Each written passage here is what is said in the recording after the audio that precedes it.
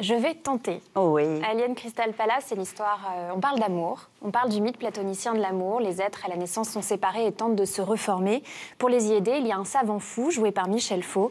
Il veut créer le couple idéal. Un homme, une femme qui ne formeraient plus qu'un. Il va jeter son dévolu sur Dolores, qui est une productrice, une réalisatrice, jouée par vous, Ariel, et Nicolas Atlante, une sorte de rockstar très tourmenté, incarné par Nicolas Kerr.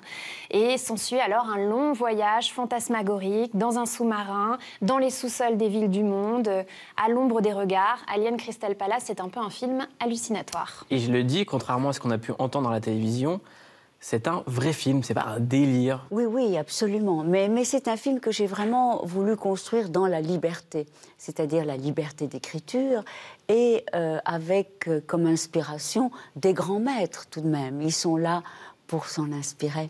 Et moi, j'aime beaucoup Kubrick, j'aime beaucoup Tarkovsky, j'aime beaucoup David Lynch, j'aime Buñuel, j'aime un cinéma où l'image, ou un cinéma très spectaculaire, et un cinéma très libre, où j'ai le choix vraiment de choisir les gens qui m'inspirent et avec lesquels j'ai envie de travailler. Et donc, faire des films libres, il faut faire des films avec des tout petits budgets, et beaucoup d'invention, et beaucoup d'amitié. Mais c'est vrai que j'aime ne jamais m'ennuyer, j'aime les thrillers. En tout cas, dans le film, on ne s'ennuie pas. Et nous, je le dis, on aime ce film, on regarde la bande-annonce. Ouais.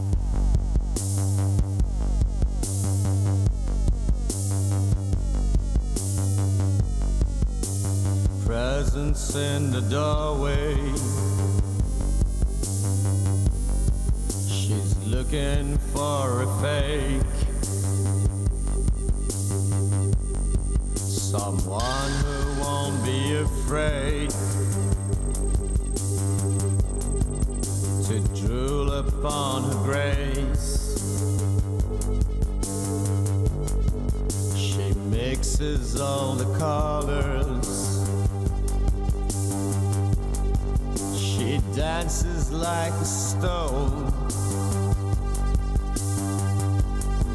A flash of Coupé. what will they say when a night's turn to grey? We will keep on fighting. Pour paraphraser votre ami Mokobé du 113, ce film, c'est un truc de fou, de dingue, de psychopathe. Ça commence avec le chef d'une secte Illuminati qui veut vous faire accoupler avec un rocker, pensant que votre association à tous les deux créera un être parfait. Voilà, avec ce mythe platonicien que l'on connaît tous, qu'on a appris à l'école, de l'âge d'or grec, où il y avait l'androgyne, l'être androgyne, c'est-à-dire un être parfait qui vivait dans l'âge d'or. Et puis il a péché d'urbicité, il a voulu se croire immortel, et les dieux l'ont jeté sur la terre, il s'est fracassé en deux. Et nous sommes tous sur la planète, on recherche toujours cette part de nous-mêmes, ce manque, cet être qui nous fera vous sentir parfait, ce que l'on nomme aussi l'amour. Et donc, dans mon film, il y a un savant fou qui pense beaucoup mieux que Mythique ou que les sites de rencontres qui pullulent sur Internet, justement, savoir qui est la personne qui sera parfaite pour vous en crochetant les inconscients. On se dit, en prenant comme hypothèse que ce qui est important, c'est la rencontre fantasmatique, sensuelle, sexuelle des êtres, et que c'est ça qui est irrésistible. Il y a beaucoup de sexe dans le film.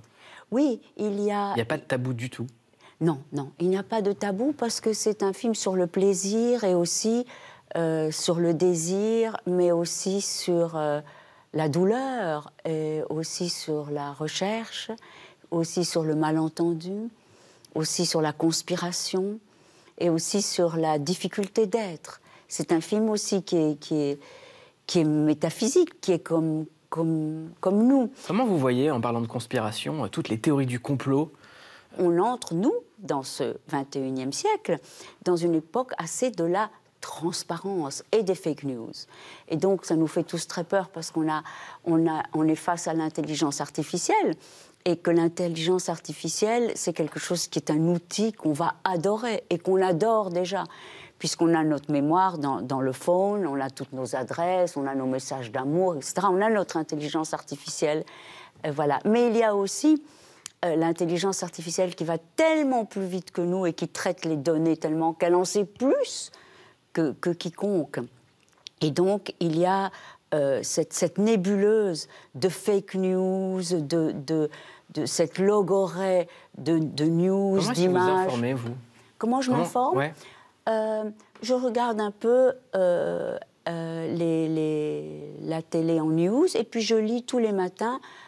Depuis toujours, je lis Libé, je lis Le Parisien, je lis Technicart, je lis Les Inrocks, je lis parfois Le Monde, mais voilà. Et puis les journaux féminins. Il y a des choses sur lesquelles vous cliquez, vous allez un peu sur Internet? Un peu. J'y vais surtout comme un grand dictionnaire, quoi, quand je cherche des choses précises. Mais je ne vais pas sur les tweets. Je ne tweete pas. C'est pas vous sur Twitter? Non. D'accord. Non. Et je ne lis pas non plus les tweets. C'est pas vous qui m'envoyez des messages à 2h du mat, alors? Ah non, c'est on vous en a... Oh, bah, je suis désolée, mais c'est pas moi. C'est mon double, mon avatar. Non, mais je suis pas non plus sur Twitter, donc. Ah bon. L'amour, c'est votre thème absolu, c'est votre 4e film. Oui. Grand Corps Malade, dans la réédition de Plan B, il y a un de mes morceaux préférés. J'aimerais qu'on écoute un extrait, c'est Dimanche soir. Quand je vois tout ce qu'on a construit, je me dis que 10 ans c'est tellement long. Et puis je me dis que c'est tellement court à chaque fois que s'affiche ton prénom. Parce que le temps n'a pas d'emprise sur la couleur de tes yeux. Parce que le vent éteint une petite flamme mais attise un grand feu. Parce qu'on s'est tant rapprochés que nos souvenirs se ressemblent. Parce que quand la vie n'est pas simple, c'est tellement mieux d'être ensemble. Parce que je sais que le lundi, je vais te parler et te voir. Parce que c'est toi, parce que t'es là. Je n'ai plus peur du dimanche soir. Ça tombe bien, on est dimanche midi. C'est joli, ne pas avoir peur du dimanche soir. On vous a écrit une telle déclaration d'amour, déjà? Est-ce que Grand Corps Malade me l'a écrite? Non. Que sur Twitter. Est-ce qu'un homme vous a déjà écrit une telle déclaration? Mais heureusement, j'ai quand même reçu des hommages d'amour. Ouais, heureusement. Mais vous savez, je suis mariée depuis longtemps. Oui, mais je parle de cet homme. Eh bien oui. C'est lui. Il vous écrit encore des... Oui, parce que on est tout de même, lui comme moi, à l'intérieur de la création, lui la littérature, l'engagement, voilà, et moi, les films, la musique, voilà. Comment c'est venu Dimanche soir?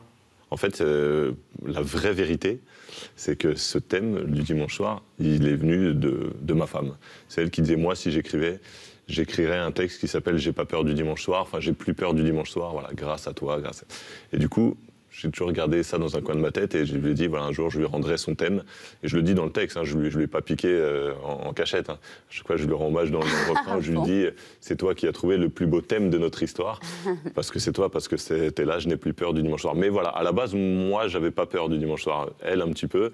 Et du coup, c'est son thème. Et voilà, donc du coup, c'est son morceau. C'est très, très joli. Moi, j'aime beaucoup l'idée de la peur et du dimanche soir parce que, en réalité, on a tous peur. Et on a peur surtout d'être seul. Et justement, avec ces nouveaux moyens qui font semblant de faire, que l'on communique avec tout le monde et tout ça, c'est surtout une grande porte ouverte sur la solitude. Les gens ont de plus en plus peur des uns des autres parce qu'ils vivent dans le fake et dans l'Instagram et dans l'illusion et dans l'idée de soi et dans le selfie. Et la vérité des corps, des cœurs, des âmes, des frôlements, des présences leur devient de plus en plus abstraite. Et c'est vrai que la grande peur de l'existence, je trouve, c'est de se retrouver seule et abandonnée. Ariel Dombal, oui. Vous êtes une femme comme les autres et à la fois comme personne. Lola Favard, notre journaliste, a passé quelques temps avec vous. On voulait savoir à quoi ça ressemblait la vraie vie d'Ariel Dombal et on vous a suivi pendant le marathon promo de votre film Alien Crystal Palace. On regarde. Alors on dit que c'est un film quoi? Fantastique, gothique, rock. C'est un film incroyable que vous nous proposez là. Ben oui, c'est un peu tout ça.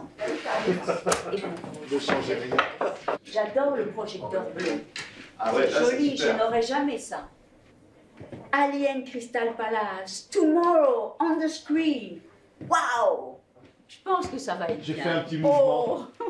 Oh. Regarde. C'est mignon. Bah, ça a l'air bien. Ah, c'était chouette. Oui, c'était super. Oh, mais parce qu'il est tellement intelligent. C'est beau, la neige. C'est merveilleux. Quelle joie.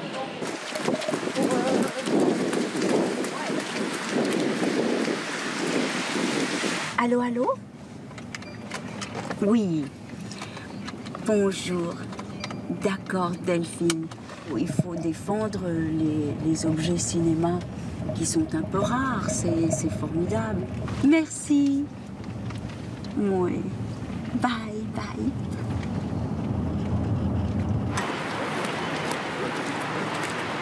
Salut. Je suis là tous les jours. Ouais. It's my home. Mais oui, mais je sais, alors ici, ils sont pas bons. Bonjour. Bonjour. Comment ça, ils sont pas bons l'été? Bah non, les ils sont pas machines, bons. ils sont assez Ouais, grands. c'est dégueu. Bonjour, des bons courage quand même. Bye. Ne débordons pas. Je veux bien aborder. Vous mettez en régie là-bas. Aborder, d'accord. Déborder, non. Et s'aborder non plus. C'est un film à plusieurs lectures. C'est un film, on me dit, assez adolescent. Parce que dans la liberté, parce que j'ai voulu que les gens ne s'ennuient pas, j'ai acquis ma liberté. Et il faut dire que c'est la chose la plus précieuse et la plus difficile. La liberté se paye cher. Le sel de l'existence, est-ce que ce n'est pas Eros? Est-ce que ce n'est pas l'érotisme? Est-ce que ce n'est pas ce qui nous mène tous? Bon, Ça va vite, hein? c'est bien. Ouais, ça va trop vite, je suis désolée. Hein, Je mais croyais que c'était 5-6 minutes. Et puis vous aussi, vous êtes une femme de...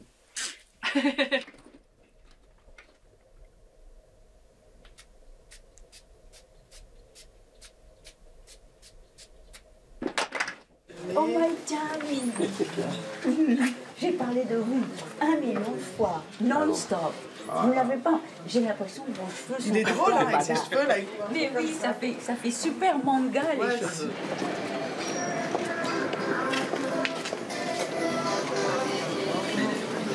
Oh. Je peux vous avoir un verre avec de ça? Et un bouchon. C'est sucré ou salé? C'est sucré. Salé. Ah, c'est salé. Bonjour. Bonjour. Vous avez des trucs sucrés? Une boule de coco? Vous en voulez? Oui, une boule de coco.